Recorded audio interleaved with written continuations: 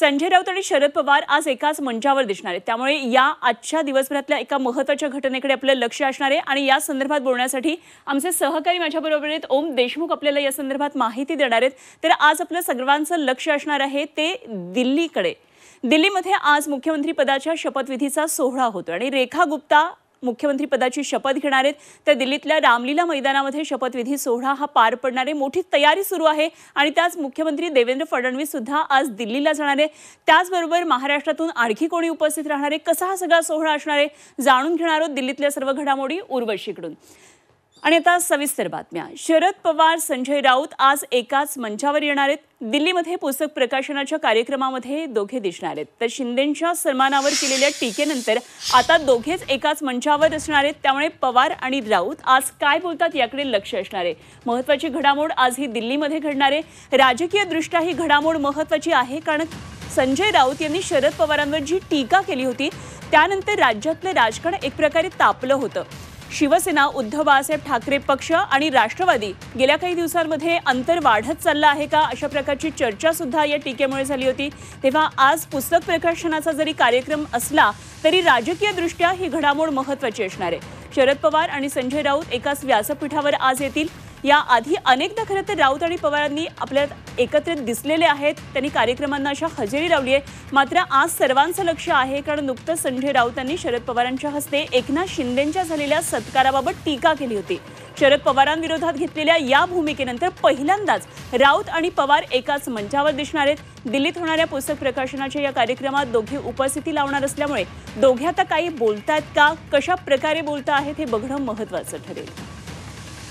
आणि या संदर्भात आणखी सविस्तर चर्चा करूया। आमचे प्रतिनिधी ओम देशमुख सध्या आपल्याबरोबर जोडले गेलेत। आपण थेट जाऊया ओमकडे। ओम, एका विशिष्ट राजकीय घडामोडीनंतर खरं तर आजच्या कार्यक्रमाकडे लक्ष लागले, ते म्हणजे संजय राऊत खरं तर सर्वांवरच बोलत असतात, मात्र शरद पवारांवर जी टीका केली त्यानंतर संपूर्ण राज्याचं राजकारण थोडंसं हललं।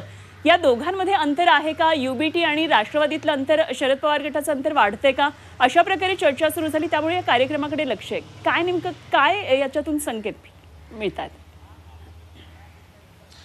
अनुपमा, खरं तर लोकसभा निवडणुकीच्या काळामध्ये उद्धव ठाकरेंनी म्हटलं होतं की आम्ही ज्या पक्षासोबत असतो आम्ही त्यांच्यावरच टीका करतो। संजय राऊत कुठेतरी हे वाक्य खरं करून दाखवतायत असं सध्या आपण म्हणू शकतो।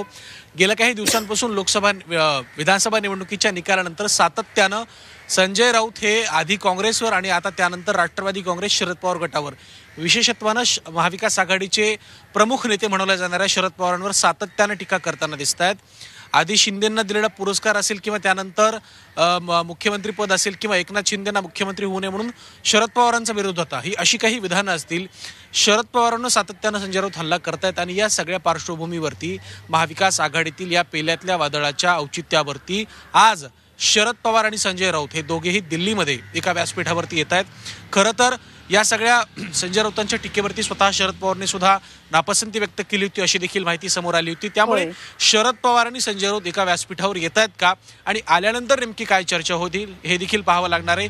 येत्या काळामध्ये महापालिकेच्या स्थानिक स्वराज्य संस्थांच्या निवडणुका आहेत आणि इंडिया अलायन्स असेल किंवा महाविकास आघाडी म्हणून असेल, लॉंग टर्म अलायन्स करायचं असेल तर या दोन्ही पक्षांमधला समन्वय अत्यंत महत्त्वाचा आहे।